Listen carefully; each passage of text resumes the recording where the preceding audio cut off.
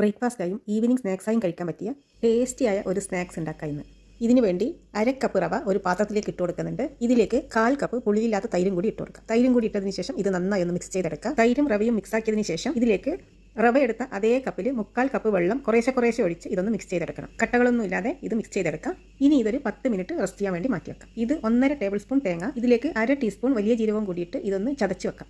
ഇനി ഇതിന് വേണ്ടി ഒരു ഫില്ലിങ്ങും കൂടി ഉണ്ടാക്കണം. പാനിലേക്ക് 1 ടേബിൾ സ്പൂൺ എണ്ണ ഒഴിച്ച് ചൂടാക്കി ചെറുതായി കട്ട് ചെയ്ത ഒരു സവാളയും കൂടിയിട്ട് ഇതൊന്ന് വഴറ്റിയെടുക്കണം. സവാള ചൂടായി വരുമ്പോൾ ഇതിലേക്ക് ചെറുതായി കട്ട് ചെയ്ത ഇഞ്ചിയും വെളുത്തുള്ളിയും ചെറുതായി കട്ട് ചെയ്ത ഒരു പച്ചമുളകും കൂടിയിട്ട് ഇത് വഴറ്റിയെടുക്കണം. ഇഞ്ചി വെളുത്തുള്ളിന്റെ പച്ചമണം മാറിയതിനു ശേഷം ഇതിലേക്ക് മല്ലിയിലയും കൂടി ഇട്ട് കൊടുക്കുക. പാകത്തിനുള്ള ഉപ്പ്, 1/4 ടീസ്പൂൺ മഞ്ഞൾപ്പൊടി, 1 ടീസ്പൂൺ ചിക്കൻ മസാല, 1/2 ടീസ്പൂൺ കുരുമുളക് പൊടിയും കൂടി ഇട്ട് പൊടികളുടെ എല്ലാം പച്ചമണം മാറുന്നത് വരെ ഇതൊന്ന് വഴറ്റിയെടുക്കണം. പൊടികളെല്ലാം ഇട്ടതിന് ശേഷം ഫ്ലെയിം സിമ്മിലാക്കി ഇത് വഴറ്റിയെടുക്കണം. പൊടികൾ കരിഞ്ഞു പോയാൽ ഇതിന്റെ ടേസ്റ്റ് എല്ലാം മാറിപ്പോകും. ഇതിന്റെ പച്ചമണം മാറിയതിന് ശേഷം വേവിച്ച് ഉടച്ചു വെച്ച 2 ഉരുളക്കിഴങ്ങാണ് ഇതും കൂടി ഇട്ട് കൊടുക്കുക. ഉരുളക്കിഴങ്ങും കൂടിയിട്ട് ഇത് നന്നായി ഒന്ന് മിക്സ് ആക്കി എടുക്കണം. ഫില്ലിങ്ങിൽ നമുക്ക് ചിക്കൻ വേണ്ടെങ്കിൽ ചിക്കനും വേവിച്ച് ഈ സമയത്ത് പൊടിച്ച് ചേർക്കാം. ഞാനിപ്പോൾ ഒന്നും ചേർക്കുന്നില്ല, ഉരുളക്കിഴങ്ങ് മാത്രമേ ചേർക്കുന്നുള്ളൂ. ഇത് സിമ്പിളായി ഉണ്ടാക്കുന്നതാണ്. ഇതും നല്ല ടേസ്റ്റ് ആയിരിക്കും. ഇത് മിക്സായി വന്നിട്ടുണ്ട്. കുറച്ച് സമയം തണുക്കാൻ വേണ്ടി മാറ്റി വെക്കാം. ഇതിന്റെ ചൂട് മാറിയതിന് ശേഷം ഇതുപോലെ എടുത്ത് ഇതേപോലെ ഉരുട്ടി ഈ ഷേപ്പിൽ വേണം ഇത് ഉരുട്ടിയെടുക്കാൻ വേണ്ടി. ഇതേപോലെ എല്ലാം ഉരുട്ടിയെടുത്തിട്ടുണ്ട്. ഇതിപ്പോൾ 10 മിനിറ്റിൽ കൂടുതലായിട്ടുണ്ട്. റവ സോക്കായി കുറച്ച് തിക്കായി വന്നിട്ടുണ്ട്. ഇതിലേക്ക് കുറച്ച് വെള്ളവും കൂടി ഒഴിച്ച് ഇത് കുറച്ച് ലൂസാക്കി എടുക്കാം. ഇനി ഇതിലേക്ക് ചതച്ച് മാറ്റി വെച്ച തേങ്ങയും ജീരകവും ഇല്ലേ, അതും കൂടി ഇട്ട് കൊടുക്കാം. ഇതിന് പാകത്തിനുള്ള ഉപ്പും കൂടി ഇട്ട് ഇത് നന്നായി ഒന്ന് മിക്സ് ചെയ്തെടുക്കാം. ഇതിൽ വലിയ ജീരകം ചേർത്തതുകൊണ്ട് തന്നെ നല്ല മണമായിരിക്കും, നല്ല ടേസ്റ്റും കൂടിയായിരിക്കും ഇത് കഴിക്കാൻ. ഇത് മിക്സ് ചെയ്തതിന് ശേഷം കുറച്ച് കറിവേപ്പിലയും കൂടി ഇട്ട് കൊടുക്കാം.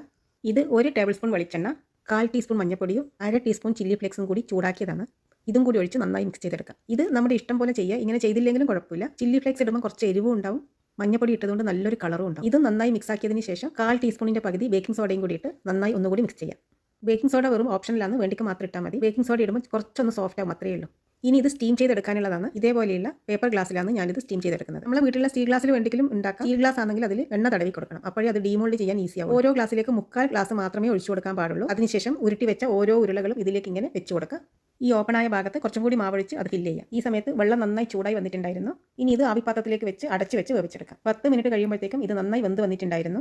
ഇതിന്റെ ചൂട് മാറിയതിന് ശേഷം ഇത് ഡിമോൾഡ് ചെയ്യാം. ഇത് ഗ്ലാസ് ഇതുപോലെ ഇങ്ങനെ അടർത്തി മാറ്റിയെടുക്കാൻ പറ്റും. അപ്പോൾ നല്ല ഷേപ്പും ഉണ്ടാവും, ഒന്നും പൊട്ടിപ്പോകുന്നില്ല, നല്ല ഭംഗിയായിരിക്കും കാണാൻ. ഇതേപോലെ നല്ല ക്ലീൻ ആയി നമുക്ക് പേപ്പർ ഗ്ലാസ് ആകുമ്പോൾ ഇതിൽ നിന്ന് മാറ്റിയെടുക്കാൻ പറ്റും. സ്റ്റീൽ ഗ്ലാസ് ആയാലും കിട്ടും, എണ്ണ തടവിയാൽ മതി. ഇത് സോഫ്റ്റും ആയിരിക്കും, നല്ല ടേസ്റ്റും ആയിരിക്കും കഴിക്കാൻ വേണ്ടി. കട്ട് ചെയ്ത് നോക്കിയാൽ ഇങ്ങനെയാണ് ഉണ്ടാവുന്നത്. കറക്റ്റായി മിഡിൽ വെച്ച് കഴിഞ്ഞാൽ ഈ ഫില്ലിങ്സ് കറക്റ്റ് മിഡിലേക്ക് വരും. Okay friends, bye bye. Thank you for watching.